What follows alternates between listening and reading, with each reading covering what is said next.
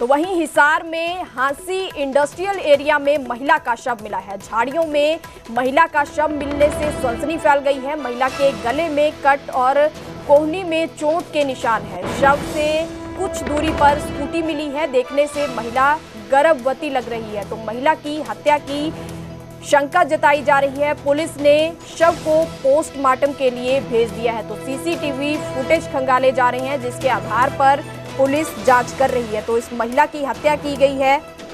तो Hansi industrial area में महिला का शव मिला है, जिससे इलाके में सनसनी फैल गई है। बताया जा रहा है कि महिला देखने में गर्भवती लग रही है। इसके पास से एक स्कूटी भी मिली है। महिला की हत्या की आशंका जताई जा रही है। सीसीटीवी फुटेज के आधार पर पुलिस कार्रवाई कर रही है। लेडीज की डेड बॉडी रखी है, तो आए हम आगे चेक किया है, तो उसके गले पे चोट का निशान है। तो किसी ने या तो उसका मर्डर करके डाले है या कोई, उसके बाद पोस्टमार्टम में जो रिपोर्ट आएगी उसके बाद पता चलेगा। अभी हमने फॉरेंसिक टीम बुलाई हुई है, और फॉरेंसिक टीम जो भी चेक करके रिपोर्ट देगी उसके बाद कार्रवाई करेगी। कितनी उम्र है सर लगभग? ये करीब 30 साल उम्र है। ये हरे से रंग की चुन्नी है इसकी, और हरे से रंग का छींटदार सलवार सूट है, सूती पहने हुआ है। तो लगभग कितने बजे ये सूचना मिली थी सर? ये लगभग हमें सूचना मिल गई थी 8 साढ़े 8 बजे। मौके पर और भी कोई साधन वगैरह या कुछ और भी कुछ बरामद हुआ?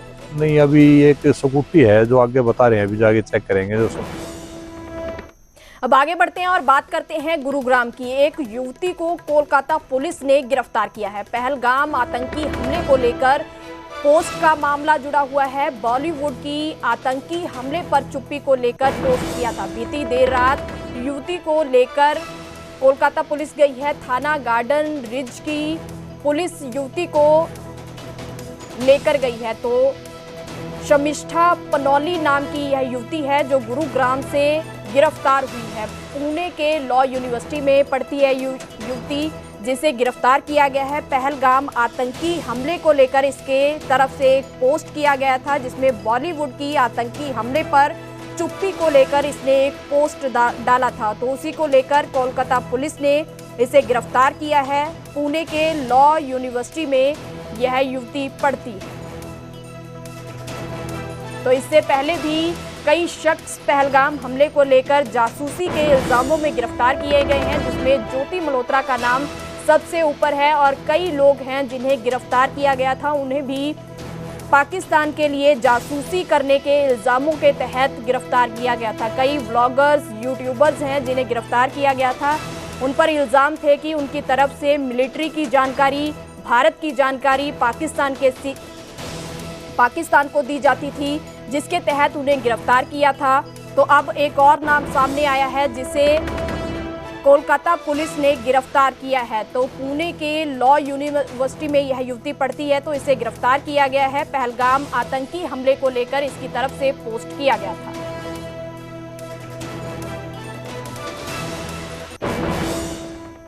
पीयू का नाम बदलने की मांग पर सियासी संग्राम जारी है। पंजाब हरियाणा यूनिवर्सिटी नाम रखने की मांग की गई है। कांग्रेस सांसद दीपेंद्र हुड्डा ने भी इसका समर्थन किया है। संसद में मुद्दा उठाया जाएगा। दीपेंद्र हुड्डा की तरफ से कहा गया है कि संसद में यह मुद्दा उठाया जाएगा। आगामी मानसून सत्र में इसका मुद्दा उठाएंगे। ये जायज मांग है। दीपेंद्र के बहाने पंजाब बीजेपी ने विरोधियों को घेरा है। इंडिया अलायंस के सभी एमपी चुप क्यों हैं? बीजेपी की तरफ से यह सवाल पूछा गया है। बता दें कि 27 मई को Punjab university campus student council ने वीसी को एक पत्र लिखा था, जिसमें पीयू का नाम बदलकर पंजाब और हरियाणा यूनिवर्सिटी रखने की मांग की गई थी। तो इसको लेकर अब सियासी संग्राम जारी है। दीपेंद्र हुड्डा की तरफ से इस मांग का समर्थन किया गया है। उन्होंने कहा है कि हम इसका मॉनसून सत्र में इसकी मांग उठाएंगे।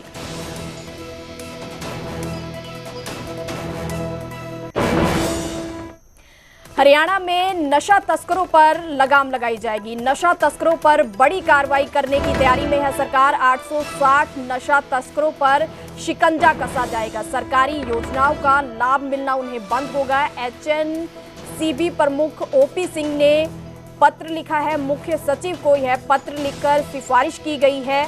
पत्र में लिखा है कि 860 नशा तस्करों के नाम और पते हैं। तस्करों पर एनडीपीएस के तहत 3 से ज्यादा केस दर्ज है। इन तस्करों को सरकारी कल्याणकारी योजनाओं के तहत मिलने वाली सभी लाभों से वंचित करने की सिफारिश की गई है। 860 तस्करों में 730 जेल के बाहर हैं। सिरसा, फतेहाबाद और यमुनानगर में सबसे अधिक तस्कर हैं। ये वो अपराधी हैं जो अदातन नशे की तस्करी करते हैं। सिरसा में 117 तस्कर सूचीबद्ध किए गए हैं, जिनमें 106 जेल से बाहर हैं। 3 वर्षों में 87 पर पीआईटी एनडीपीएस एक्ट के तहत कार्रवाई की गई है। उनमें से 100 से अधिक तस्करों की 55 करोड़ से संपत्ति जब्त की गई है। तो इन पर कार्रवाई करने की मांग की गई है कि इन्हें सभी सरकारी जो योजनाएं हैं उनसे वंचित किया जाए। अब आगे बढ़ते हैं और बात करते हैं कुरुक्षेत्र की। देवी अहिल्याबाई होलकर को सीएम की तरफ से नमन किया गया है। देवी अहिल्याबाई होलकर की जयंती कार्यक्रम में सीएम बतौर मुख्य अतिथि कार्यक्रम में शामिल हुए हैं। देवी अहिल्याबाई होलकर की जयंती पर सीएम ने कहा है कि उन्होंने धर्म और आस्था को जीवित किया है। उन्होंने धर्म की रक्षा के लिए हमेशा काम किया है। काशी विश्वनाथ मंदिर और सोमनाथ का मंदिर बनाया। कुरुक्षेत्र के पिपली कस्बे में जयंती कार्यक्रम का आयोजन किया गया था। जयंती कार्यक्रम में मंत्री कृष्ण पवार, श्याम सिंह राणा, रणबीर गंगवा, चीफ व्हिप रामकुमार कश्यप और पूर्व मंत्री सुधा समेत बीजेपी के अनेक नेता मौजूद थे। सीएम ने वहां देवी अहिल्याबाई होलकर से जुड़ी जनसंपर्क विभाग की प्रदर्शनी का अवलोकन भी किया।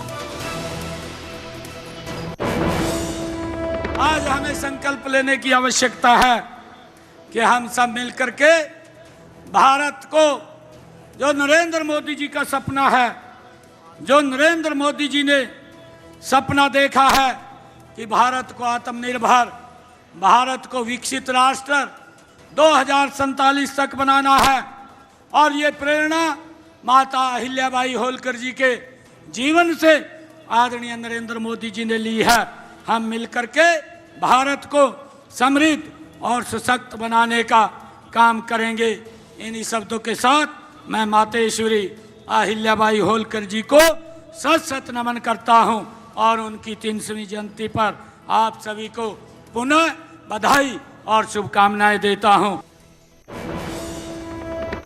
गुरुग्राम से दिल्ली जाने और दिल्ली से गुरुग्राम आने वालों को अब दिल्ली जयपुर एक्सप्रेस वे के सिरहौल बॉर्डर पर जाम का सामना नहीं करना पड़ेगा। गुरुग्राम द्वारका एक्सप्रेस वे पर टनल की ट्रायल होगी। आज 3 घंटे के लिए यह टनल खोली जाएगी, तो